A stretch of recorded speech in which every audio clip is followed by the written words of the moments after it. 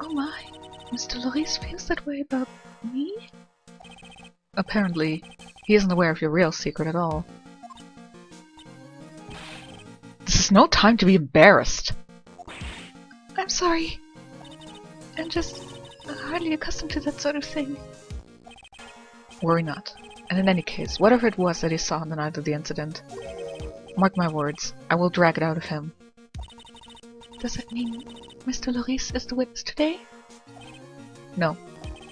I believe that none will be the first to take the stand. Sister Bikini. She claims to have seen the very instant in which you carried out the crime. I just want to ask you one last thing. It really wasn't you who Ugh, I can't talk anymore. It really wasn't you who killed Miss Elise Donin, correct? That is correct. It wasn't me. Very well then. Mr. Edgeworth? Yes? You're a prosecutor, aren't you? Are you sure about this? If your true identity is revealed... Don't worry. I've taken the necessary steps. You have? Iris. It is a prosecutor's job to doubt people. But right now, I am a defense attorney. A defense attorney's job is to believe in people, and to believe until the bitter end. Not really, but if that's how you see it, whatever. That's what a friend of mine told me once. Mr. Edgeworth. You may pass judgment on me from the defendant's chair. You are the one to decide whether or not I am able to do the task I have been entrusted. Very well, sir. I leave my defense in your capable hands.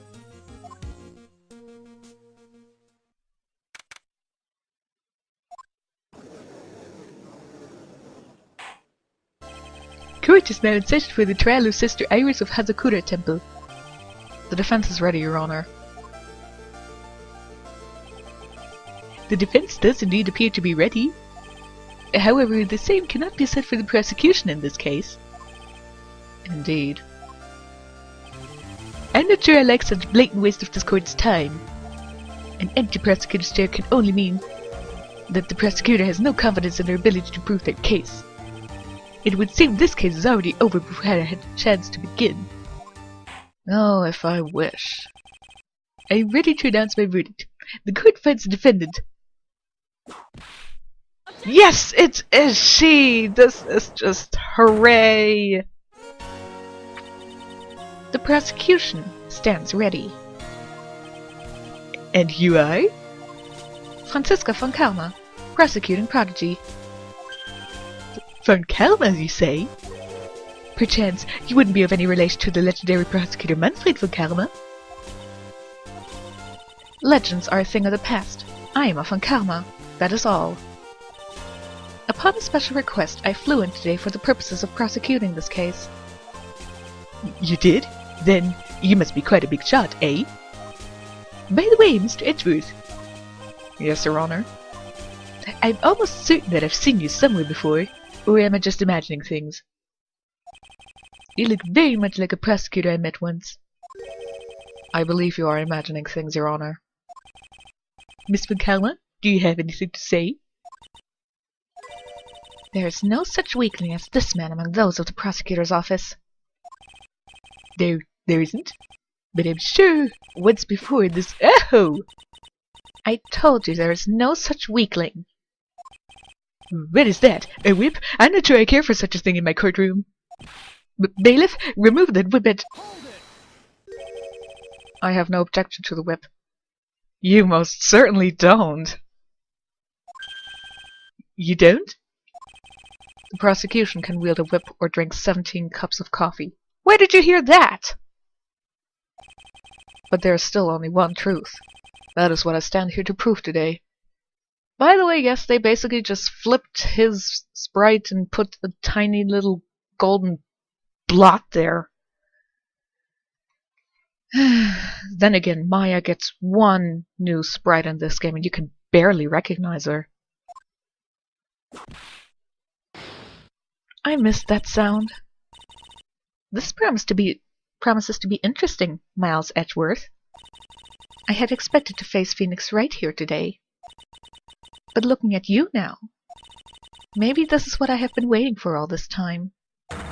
Miles Edgeworth, I will not allow this chance to crush you slip through my fingers. I see you brought your flair to the histrionic. I do not know that word. Allow me to add to the things I'm not sure about.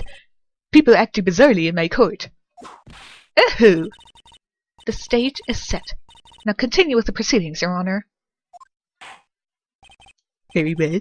Miss Van Karma, please give an outline of this case. With as little whipping as possible. The murder victim is the famed picture book author Miss Elise Donim. Why not just call her an author? Her body was found in the Hazakura temple courtyard. She had been stabbed through the torso by a ceremonial sword from a golden statue. The sword in this picture is the weapon in question, correct? Very well. The court accepts the photo of the crime scene. There is no mistake. This was the doing of Sister Iris. After all, there is a witness to her crime. Very well. Please bring this witness to the stand. And so it begins. My first and last trial as a defense attorney.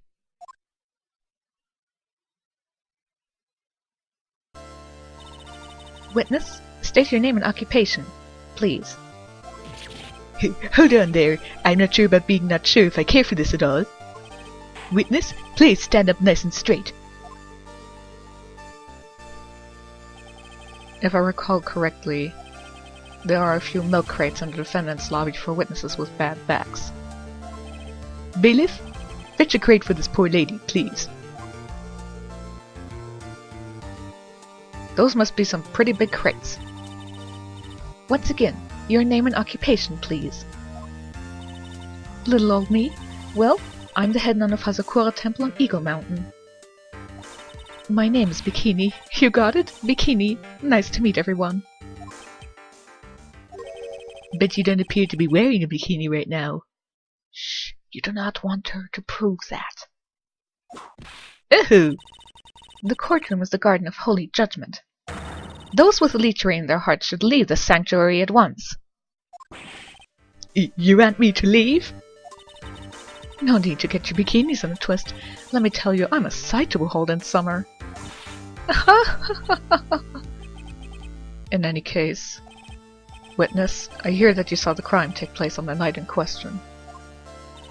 That's right. I can still hardly believe it myself, to be honest. There's no way dear little Iris could do anything like that. Let us hear what you have to say, then. First, tell us about your own movements that night, eh?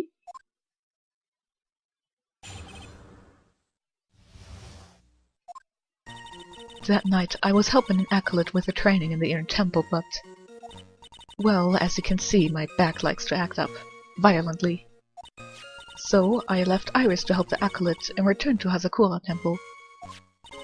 There's no bath at the inner temple, you see, and I needed a long, hot soak. It was after I had finished, just as I was heading back. That's when I saw it. So it was simply coincidence that you found yourself returning to Hazakura Temple?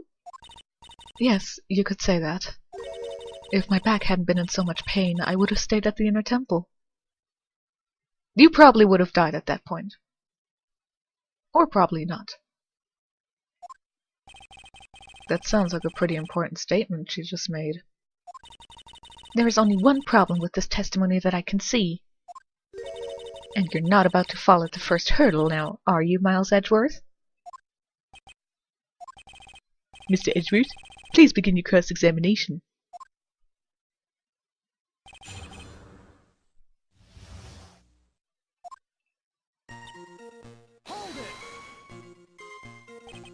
What is this inner temple? Well, see, conversing with the spirits is what we train people to do, right? We'll be the ones asking you the questions, madam. In order to do that, a place strong in spiritual power is required. There's a small temple across Dusky Bridge called the Inner Temple. Acolytes must spend an entire night there to undergo intense training. And how exactly do you help with this process? It is all quite exacting. It can't be performed without a nun supervising. It actually can't be performed, or you are not allowed to perform it without a nun supervising. There is a difference in that. Like a tutor watching to make sure a spoiled child studies. A tutor with a whip in your case. If that is the case, then why did you return to Hazakura Temple, where the murder took place?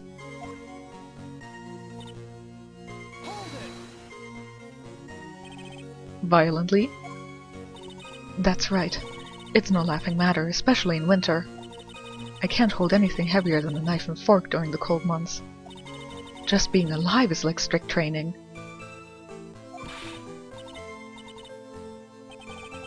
On the night of the murder, was this fabulous back of yours hurting again?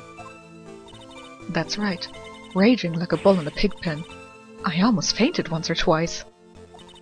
I just knew that unless I warmed it up, it was going to finally finish me off.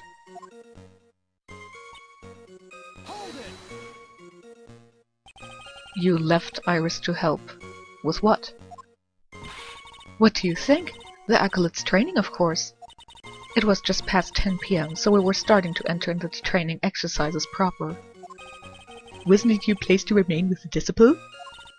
Well, the job is simply to watch over the acolytes so that they don't pass away. Just to confirm this point again, that night, you met Iris in the Inner Temple, correct? Yes, yes, she's a gentle, honest girl. She's never once failed to follow my directions.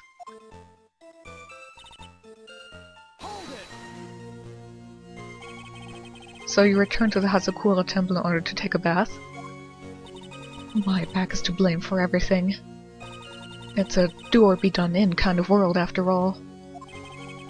How long were you in the bath for, if you don't mind me asking?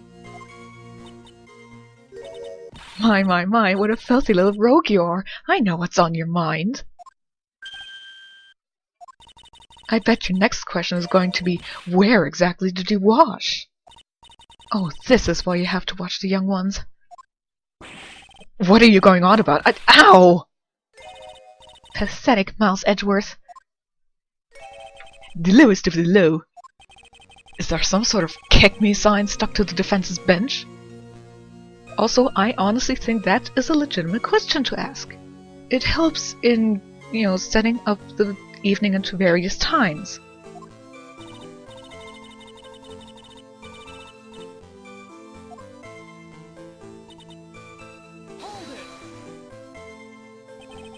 The crime took place in the courtyard, correct?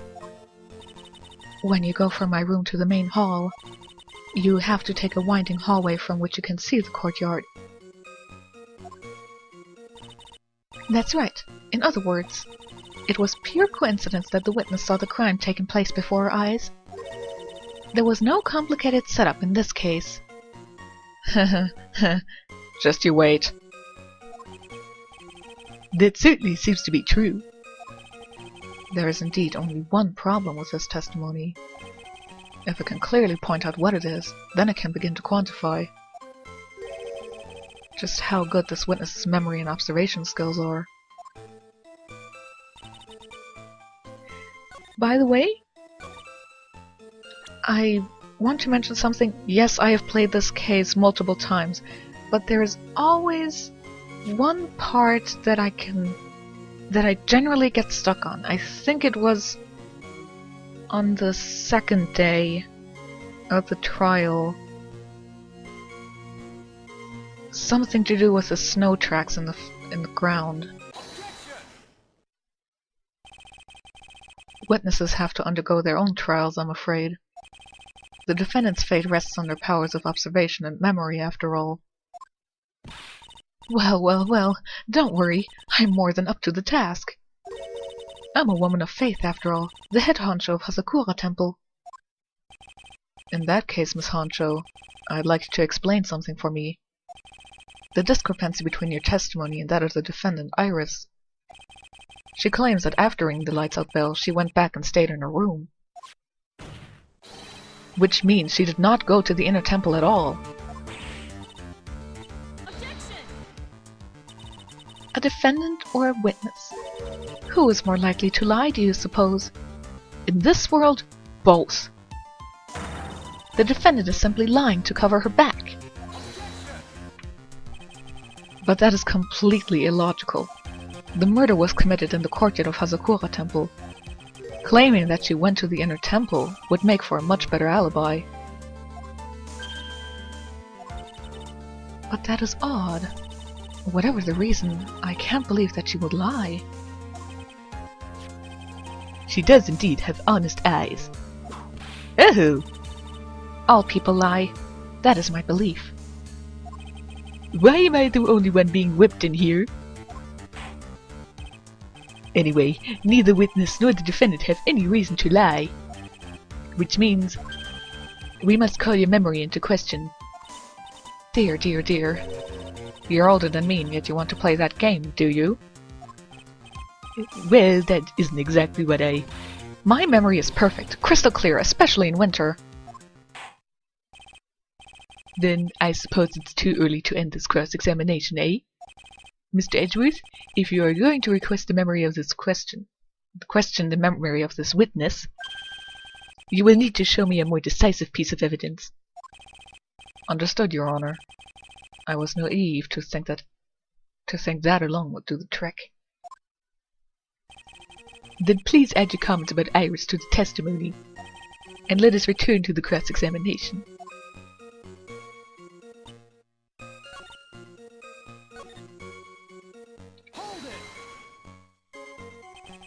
Are you sure that you're not making a mistake? You, young man, need to get your estimation of me up from the floor. Iris always wears the same clothes. The smallest thing out of place would have stood out like a sore thumb to me. You're making a mistake, thinking I made a mistake. An excellent finish there, witness. Still, I have to wonder.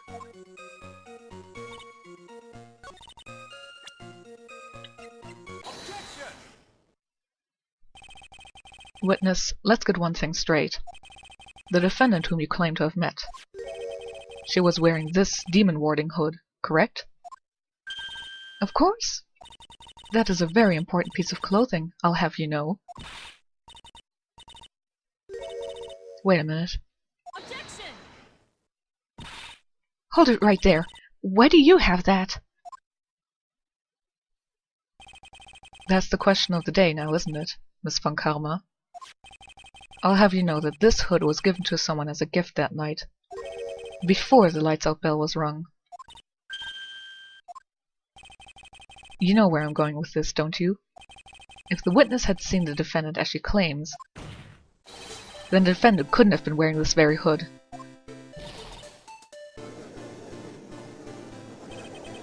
It's not a bad feeling at all, exposing contradictions like this. Now I understand that happy look on Wright's face every time he does it.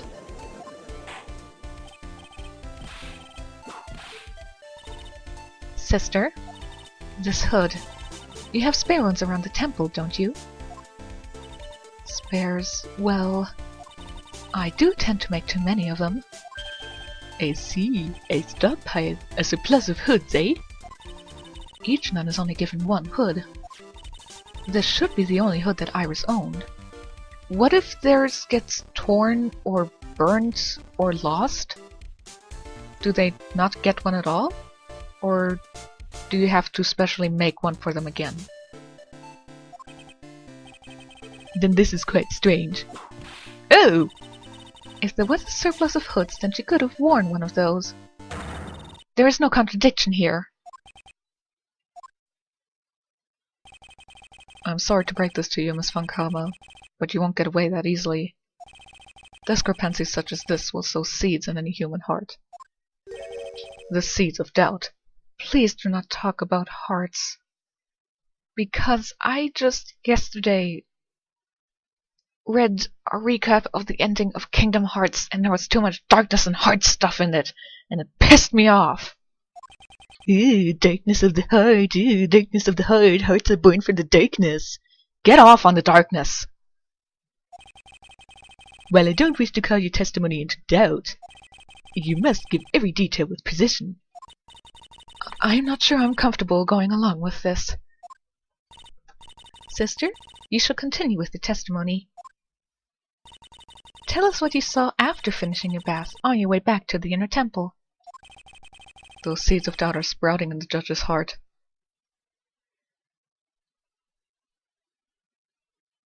Shut up, Anzem! You and your freaking hard talk.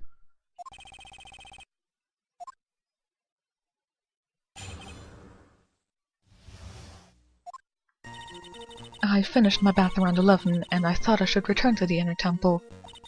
And as I was walking back, I heard a noise from the courtyard.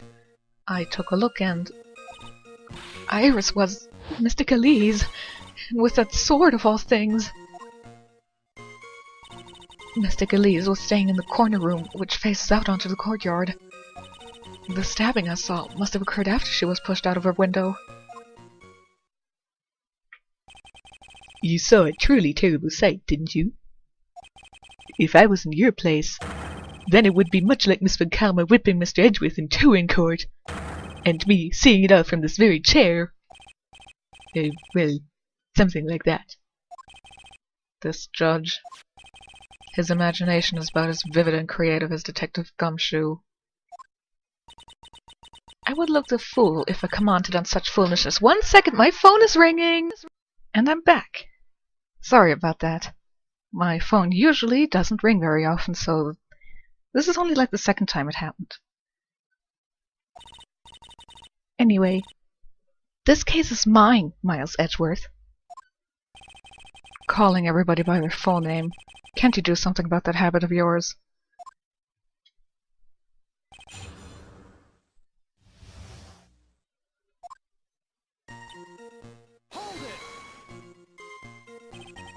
How far is it from your room to the inner temple?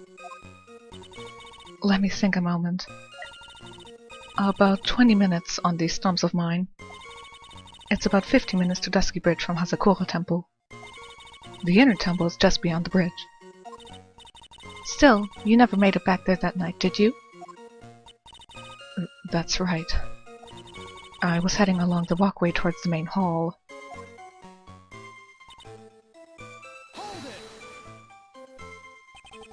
You say you heard a noise? Thump! Just like that. That could only be the sound of the victim falling. It's very quiet in the temple, you know. You can even hear the snow falling from the branches. Thump! Just like that. But then, couldn't this noise you heard have been snow falling to the ground? I never thought of that. Oh, oh. The next one to laugh gets a whipping. Ha ha ha! Over here, please? Well, whatever the source of the sound, I looked over at the courtyard and...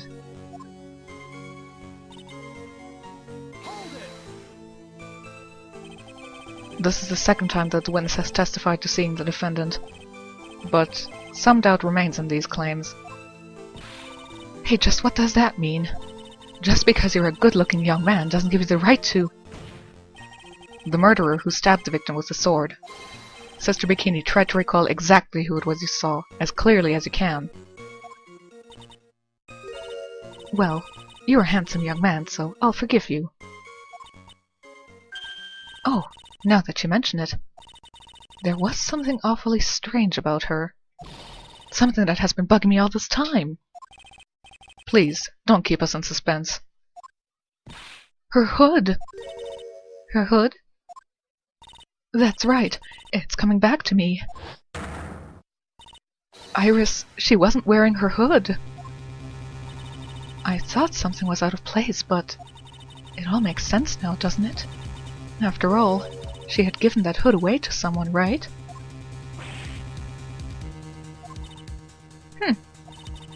You've dug your own grave, Miles Edgeworth. What do you say, Mr. Edgeworth? Is this testimony important? No. This line of questioning is only going to tear the wound open further. These statements are as useless as the investigations of a certain detective. There is no need to record them. Very well. Please continue with the testimony.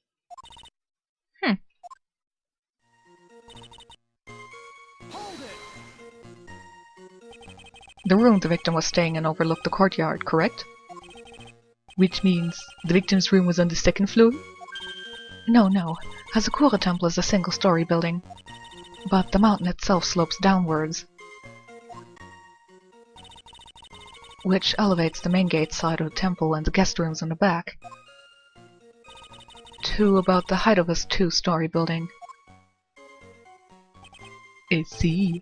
And the victim was staying in one of these elevated rooms, correct? Yes, I should know. I'm the one who carried her things to her room, after all.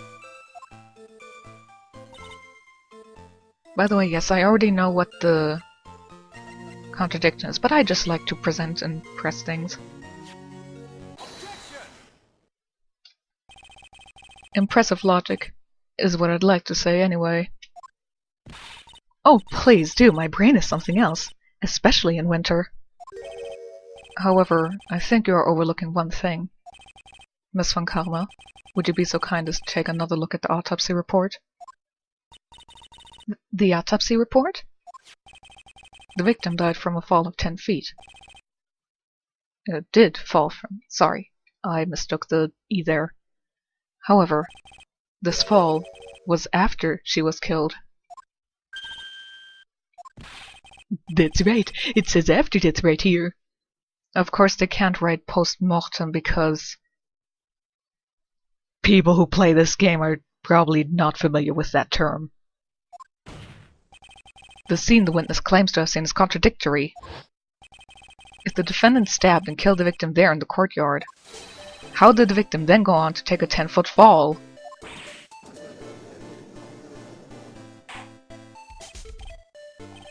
The victim was killed and then fell. If that is the case, then the victim must have been killed in her room. Don't you agree? That is the logical conclusion. Yes, that's right. The victim must have been stabbed by the defendant in her own room, and she was then thrown out of her window down into the courtyard below. Were there any signs of a struggle in Miss O'Neill's room? She was stabbed with a sword. That would leave a bloodstain, wouldn't you agree? Well, Miss Von Karma, was there any blood? Oh! No traces of blood were found in the victim's room. Your whip has just caused traces of blood to be found on my glorious playoff beard.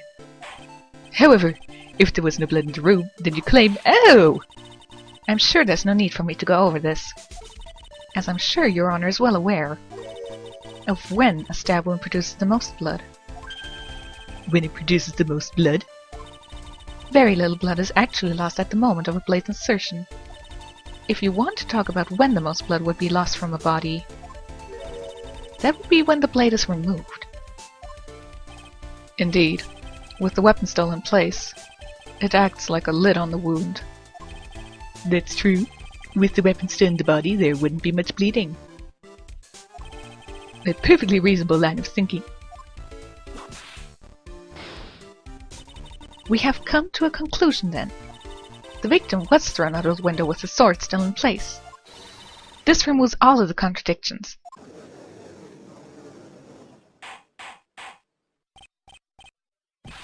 I must admit that this is a probable version of events. I'd expect no less from Franziska von Karma.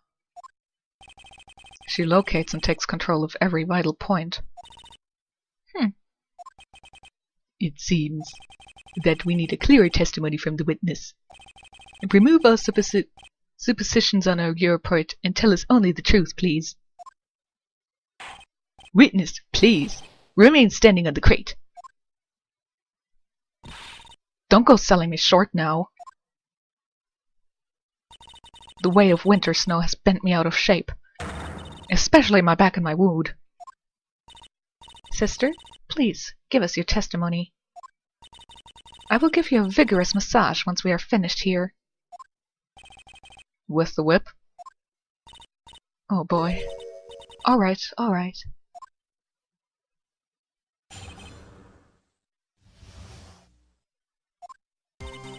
When I looked across at the scene, the sword was already in place. Thinking about it now, I didn't actually see her stab Mr. Galees. I've never seen so much blood before. That's when I fainted. You can't blame me, can you? And when I awoke, Mr. Gamey was stabbing Mr. Galees through the back. This all confirms Miss Von Karma's theory. Von Karma strive for nothing but perfection. Putting together such facts is nothing for me. You should know that, Miles Edgeworth. Perfection is an impossibility, Franziska von Karma. And I'm here to teach you just that.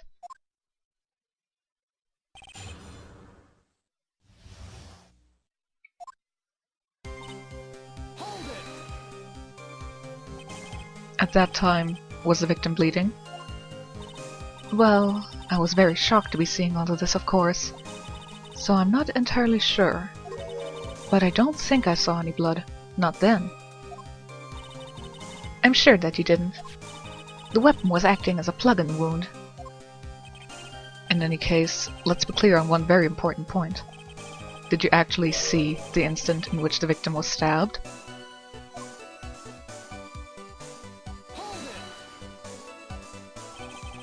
Think carefully. This is very important. It's Iris we are talking about here. I'm thinking for all I'm worth. No, when I looked over, the sword was already in Mr. Galees' body. It might not be conclusive, but this testimony supports her theory. The victim was stabbed in a room and then dropped into the courtyard. I think this proves it rather well, Miles Edgeworth.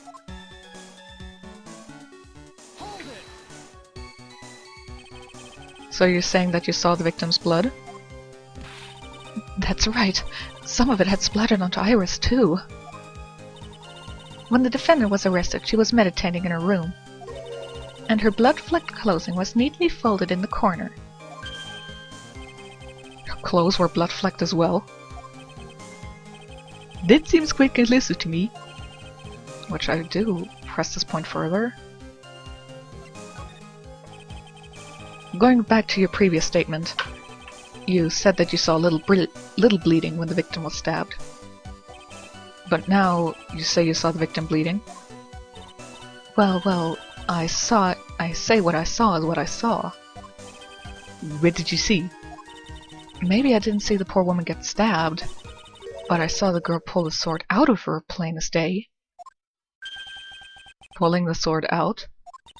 Well, it wasn't exactly pulling. It was more like it came out. Witness, you will add this statement to your testimony. Oh, was that important? More important than you can imagine.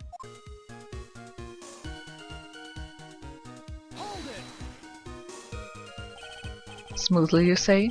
You're saying you saw the sword smoothly slide out? So many S sounds. That's right. The whole thing happened right next to the gold statue of Mr. Gamey. Mr. Galees was on the ground and Iris was stooped over her.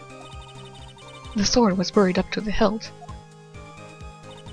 When Iris stood up, the sword in her hand just slid out of Mr. Galees' body.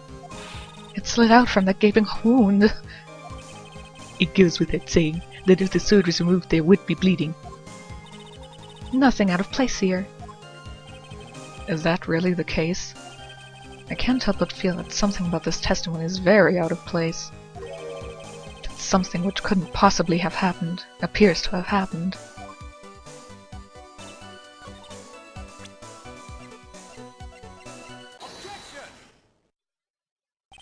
Sister Bikini, you're a reliable witness. At least, I'd like to think so. But there are too many contradictions here. What do you mean? You make it sound as though I'm a liar. But you're a handsome young man, so I'll forgive you. It pays to be handsome. What contradictions are you talking about? In the scene that the witness claims to have seen, the weapon was thrust up to its hilt into the victim.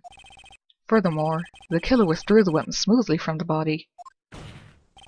However, both of these are complete impossibilities.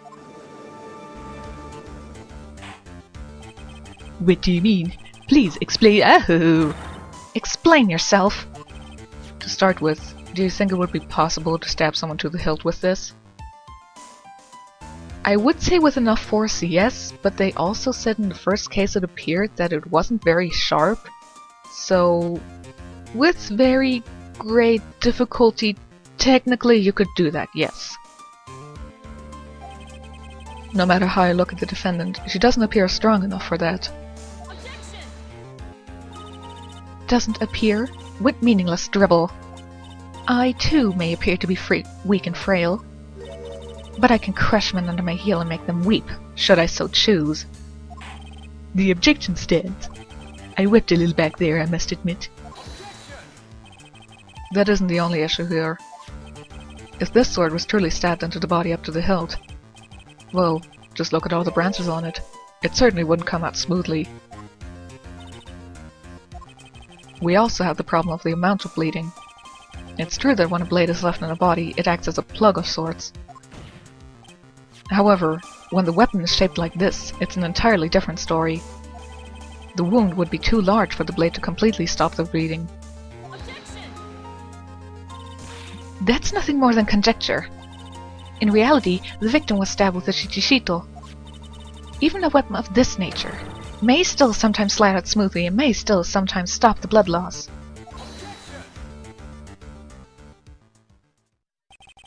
I'm not finished. There is still one more conclusive contradiction. You still got more? This one is simple. If the sword really was thrust in all the way to the hilt, why is there only blood on the tip of it? If this witness is telling the truth, then there should be blood along the entire length of the sword.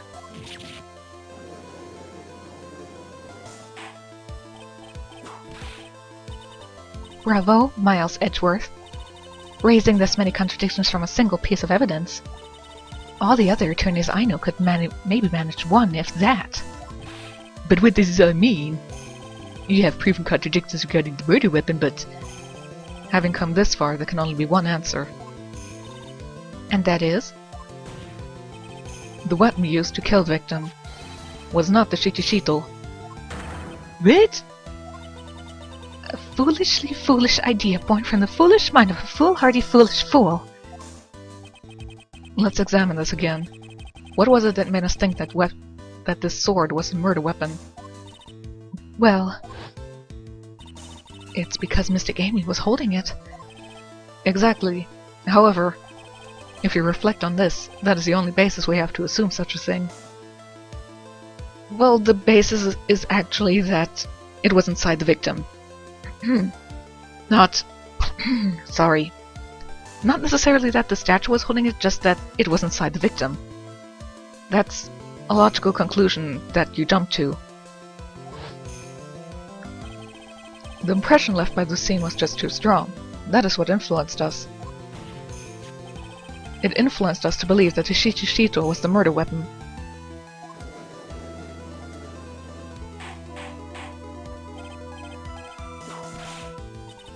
So maybe the shichishito was not the murder weapon. Even if that is the case, it changes nothing, Miles Edgeworth. The sister here saw everything. She saw the defendant stab the victim with a sword-like object. That's true. Your response, Mr. Edgeworth? If that is so, I would like the prosecution to answer the obvious question it raises. The obvious question? Yes, namely, where did the real murder weapon disappear to? It goes without saying that the police searched the main hall and the surrounding area. Perhaps the prosecution can enlighten us as to if a sword-like object was found. Answer the question, Miss Von Karma. No evidence of that kind was found. Another mystery to throw onto the pile. A trial without a murder weapon is a tricky beast. Excuse me, could I say something? I just remembered something, actually. What is it, sister? I was just thinking, it's possible that just maybe what actually happened was... it was just over there. What exactly are you going on about here? The murder weapon, I mean. Maybe... I think I might know where the sword was disposed of.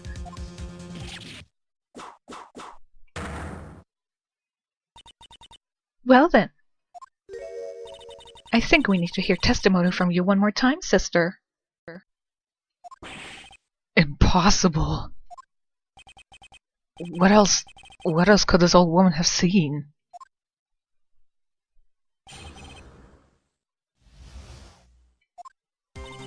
I saw the murder at around 11 p.m.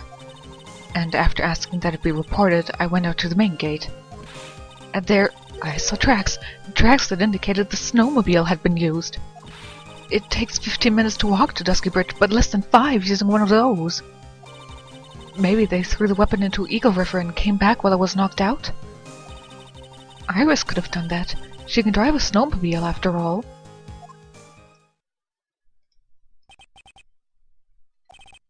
Witness, please tell us everything you know right away next time. Well, I'm not in the best of shape.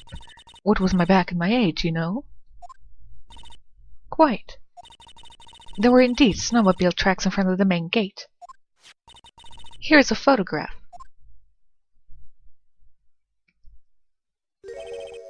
A snowmobile, eh? I see.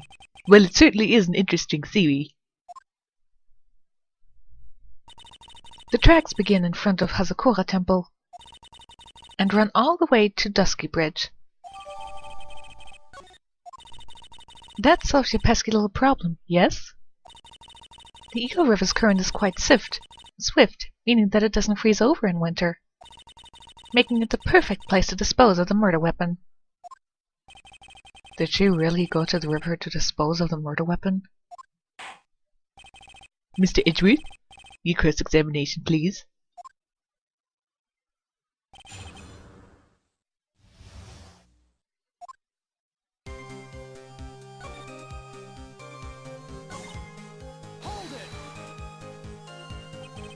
As I recall, there was a snowmobile outside the main gate when I visited.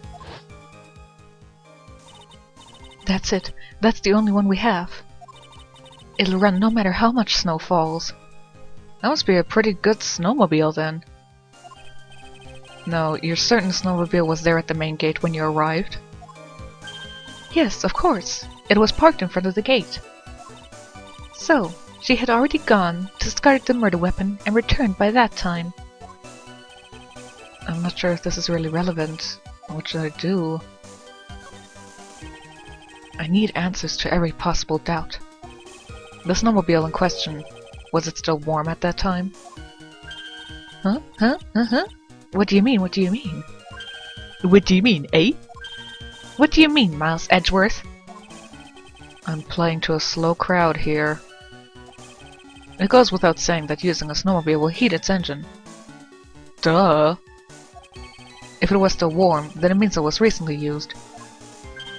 Oh, I see. I never thought of that. That's right. I overlooked that too. Of course you did. Then answer the question, please, witness. I don't often go around touching hot engines. However, now that you mention it, there wasn't any snow on it. Snow? Yes, for some reason, only the snowmobile wasn't covered in snow. There wasn't any snow on it? Curses! Foiled again. It seems highly likely that the killer did use the snowmobile then, eh? How long does it take to get to Dusky Bridge by a snowmobile?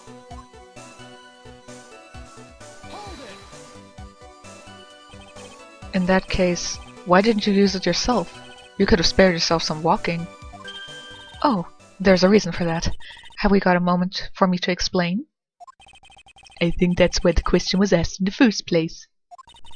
It was about a month ago. I was driving my beloved little snowmobile, happy as can be. I had fetched some water and was heading back when I went and crashed into a tree. The tree and my back both went crunch. Just like that. Crunch. Crunch. I haven't been able to find the courage to write anything since then. Anyway, the killer must have used it.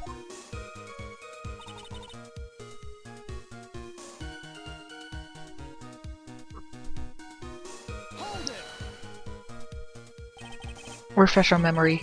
How long were you knocked out for? Well, like I said, somewhere between 10 to 20 minutes. It's possible to get to the bridge and back in 10 minutes using the snowmobile. I have to concede that it's more than enough time. Is that all you wish to concede, Miles Edgeworth?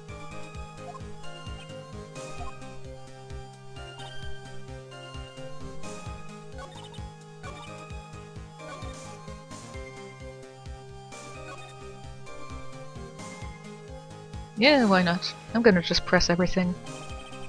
You asked Phoenix Wright to report the crime, correct?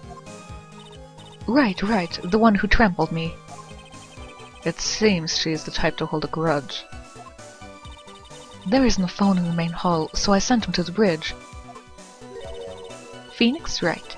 He didn't even have his cell phone on him? He had forgotten it at home, apparently.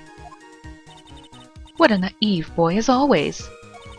Not only do I always carry my phone, but I always have my whip in hand, too. I was really scared, and it was taking him a while to get back. So I thought I'd go out by the main gate for a spell.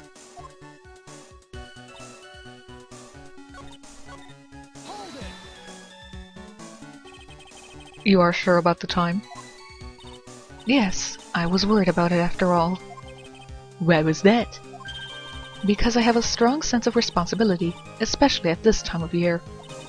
The acolyte was being doused in freezing water at the time. I couldn't very well take it easy in a bath all night long, though, could I? So at 11 I decided to leave Hazakura Temple.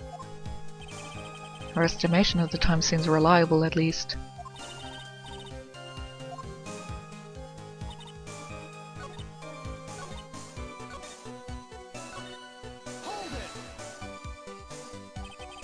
Well, it would have been possible time-wise.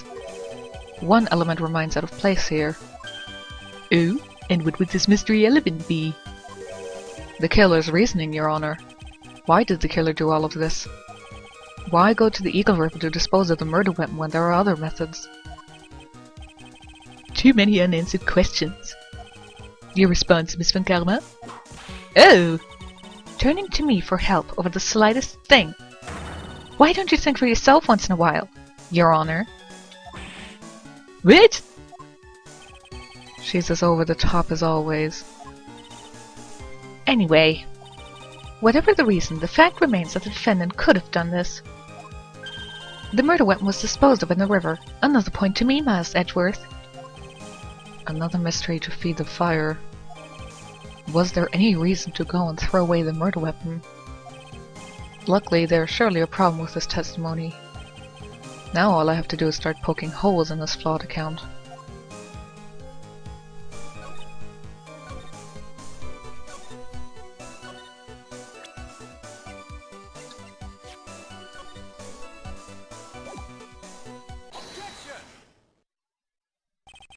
I admit this photograph proves something. It proves that the snowmobile was used on the night of the murder.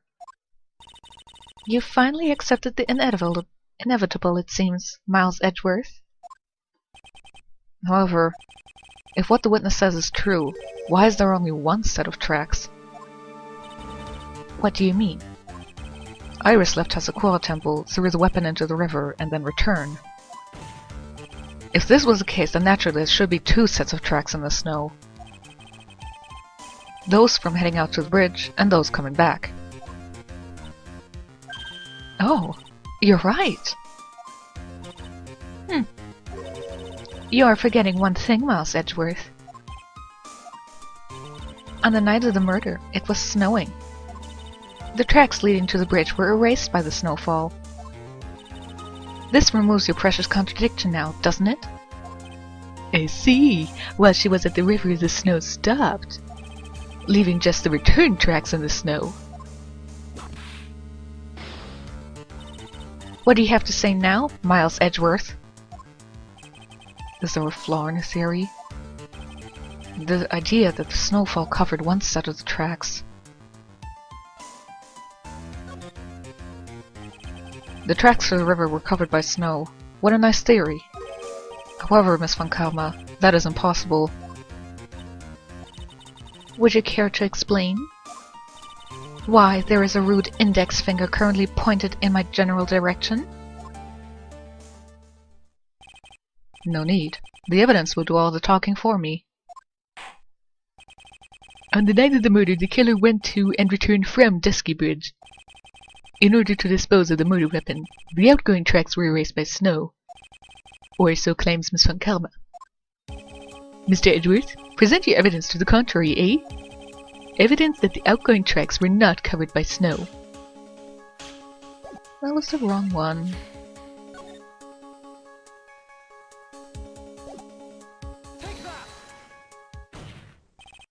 Witness, please tell us again what time it was when you witnessed the crime.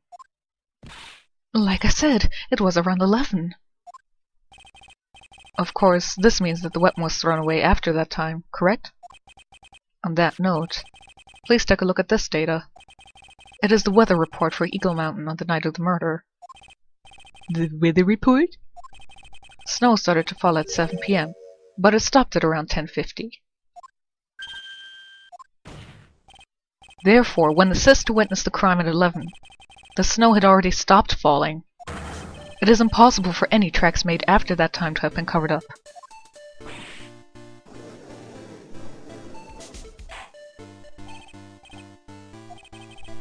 Very well then. It looks like Miss Von Karma's claim has been snowed in. You tell him, Judge. It's too soon to be closing this trial due to snow.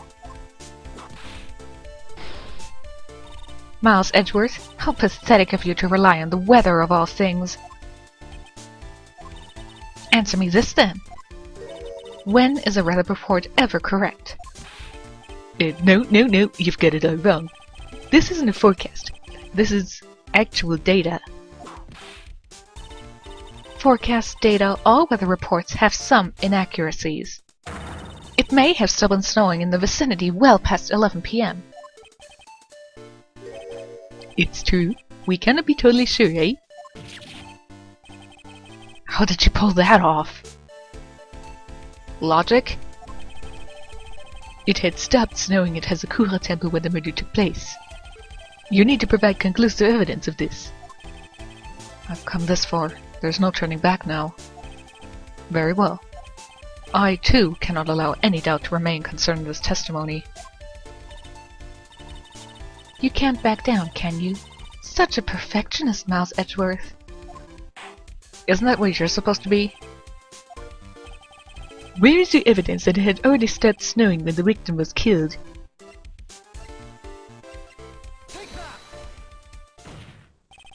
Ultimately, it all comes down to one point. That being, whether or not it was snowing in that courtyard when the victim was stabbed.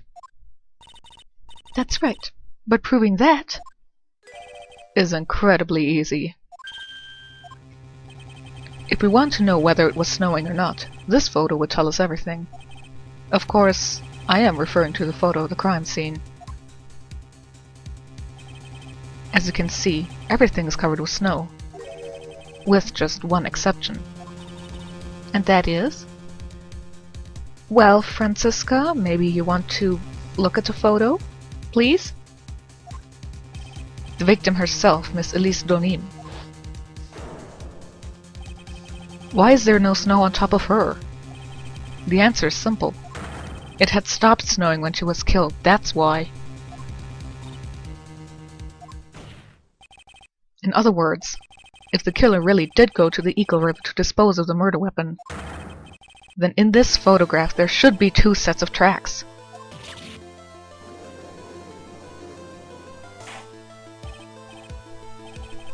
Just what are you suggesting, Miles Edgeworth? To be honest, I'm not entirely sure myself, but this is simply what all the facts point to. That night, someone used the snowmobile to leave Hazakura Temple. From the tracks left, it can be understood that they were heading for Dusky Bridge. Yes, from the returning tracks, yes. At that time, it was still snowing. Of course it was, because those tracks were gone. Then, when this person returned to Hasakura Temple, the snow had stopped. Thus, the return tracks remained.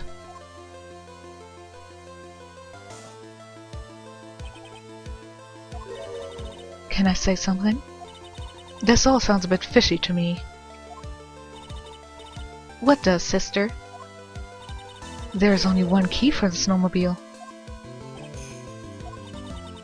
Furthermore, on the night in question, we know that the defendant had it.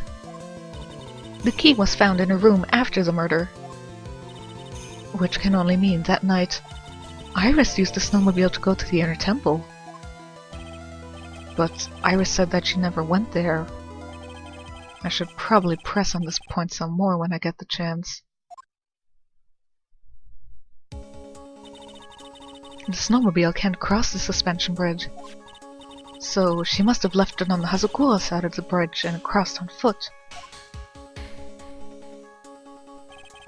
That sounds right. But what's odd is, when I left Iris and returned to Hazakura Temple,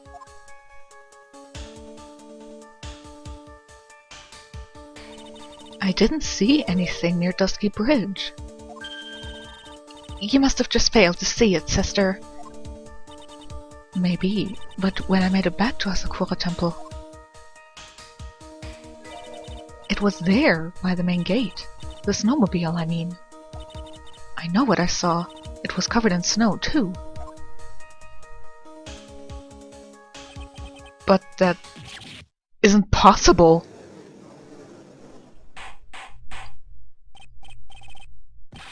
What does this all mean?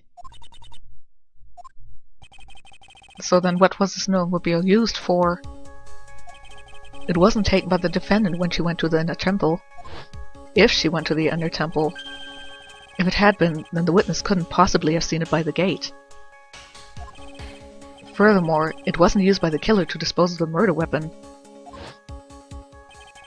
If that was the case, there should be two sets of tracks in this photo.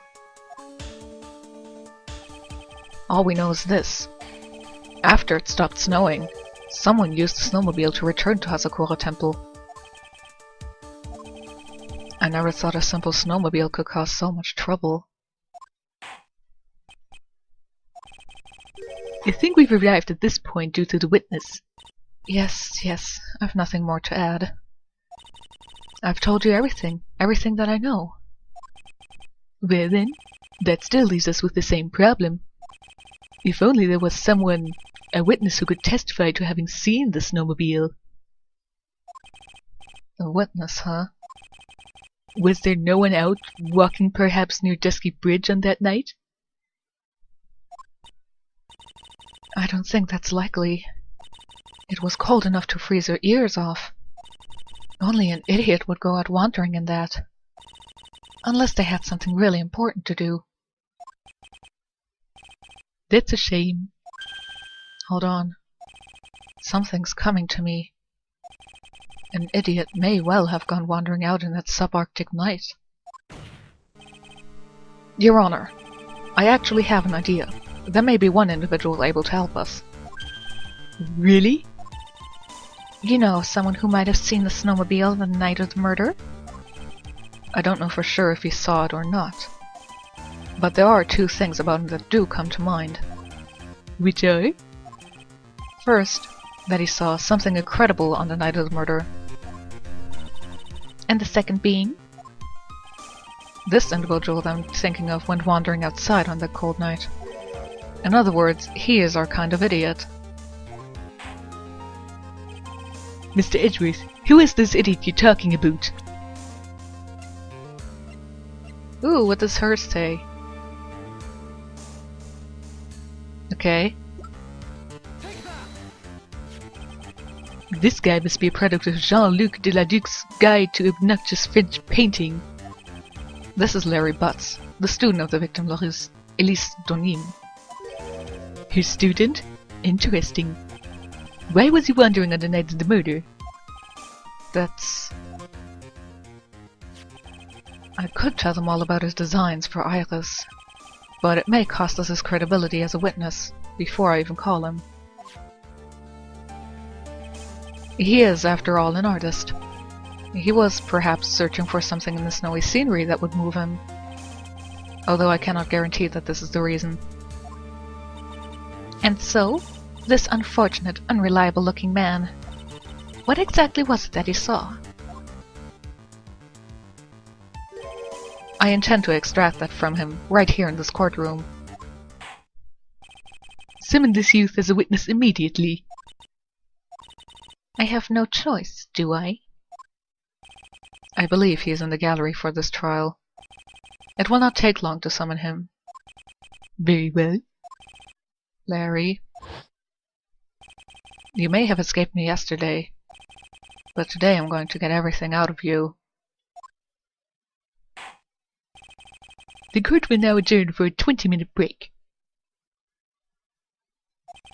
Miss Von Karma, please see to preparing the next witness. Understood, Your Honor. Good. Well then, court is now in recess.